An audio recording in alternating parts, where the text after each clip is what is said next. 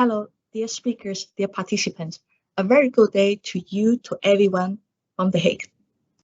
This presentation will demonstrate the results of the questionnaires conducted by the Permanent Bureau of the HCCH for the 2005 Church Core Convention. It only demonstrates some key findings of the questionnaire. This is a mandate received from CGAP, the governing body of the HCCH. CGAP tasked the Permanent Bureau to focus this edition on the 2005 Church Core Convention, including a questionnaire eliciting reasons why not more states are joining the convention.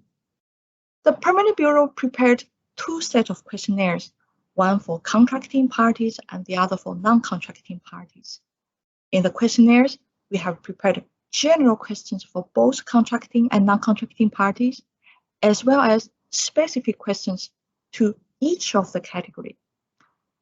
Upon the circulation, the Permanent Bureau received in total 22 responses, 6 from non-contracting parties and 16 from contracting parties.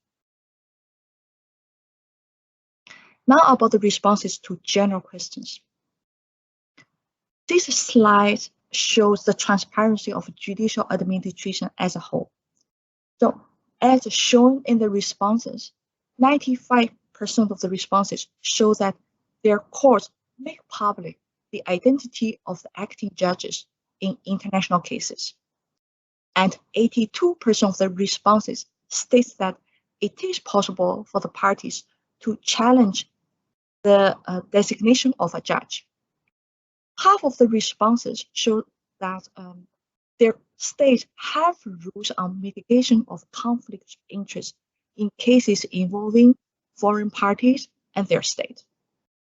It is important to note that from the responses, no reported cases on judicial corruption in relation to international civil or commercial disputes since 2015. Now about international commercial courts. So 1/3 of the responses indicated that they have established or intend to establish international commercial courts or tribunals. The jurisdiction of this court is generally based on parties' church court agreements. So in order to attract parties to the court, all of them have specific features, particularly in relation to procedures. It can be summarized from the responses that there are certain common features, such as foreign expert advice and evidence produced in foreign languages can be admitted by courts.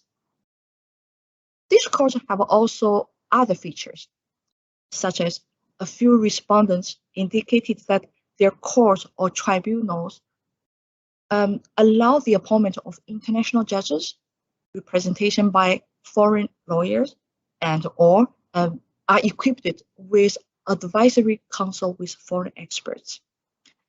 And court judgments in foreign languages is also one of the features. However, it is still uncommon that proceedings at this court to be conducted in foreign languages is still uncommon. Now I move on to specific questions to contracting parties. So the general assessment, some states, some responses state that it is still too early to have a thorough assessment.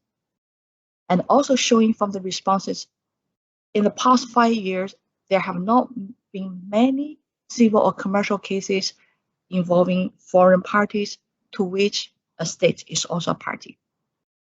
Also from the responses, the convention has often been included in the training program or bar exams for judges, practitioners, or other professionals. Now I move on to specific questions to non-contracting parties. So from the responses, it shows as a whole, all responses state that their courts give effect to exclusive church court agreements. So more specifically from the responses, there are no cases where a court established its jurisdiction despite an exclusive choice court agreement designating court of another state. From the responses, there are also no cases where a court refused to recognize or enforce a judgment, a foreign judgment, in which the court jurisdiction was based on an exclusive choice court agreement. As to the rules on recognition and enforcement, the grounds for refusal provided in the Convention are in line with national law. Regarding the considerations for joining the Convention, the responses show that there are states in the legislative process in joining the Convention. So some states raise considerations that co-affect the process of joining the Convention, such as subject matters, and in the area of jurisdiction, some states indicated that their domestic law requires a sufficient connection between the parties or the dispute and their state when parties selecting a choice court agreement. In the area of recognition or enforcement, some state court will not recognize or enforce a judgment given by a chosen court where all elements of the dispute are connected with that state, and there's no connection with the chosen court other than the parties' choice court agreement. So that's the internationality element. So several states are also concerned about enforcing a judgment for punitive damages. There are several other considerations.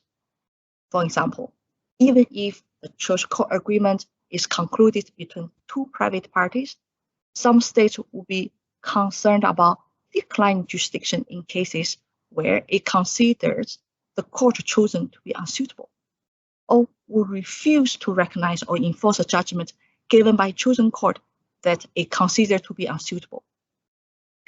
It should be noticed here, unsuitable in the responses, it states that those unsuitable refers to the situation where a choice court agreement violates the exclusive jurisdiction of the court in the state addressed.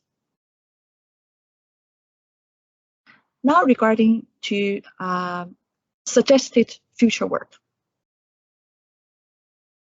In the responses, there are suggestions says continue raising awareness, so which means to organize seminars or conferences on the benefits of the convention. So there are also suggestions on the development of model clause, country profiles, or case law database.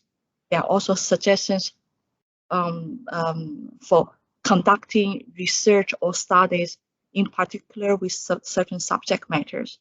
There are also suggestions saying that joint promotion with the 2019 Judgments Convention should be carried out together.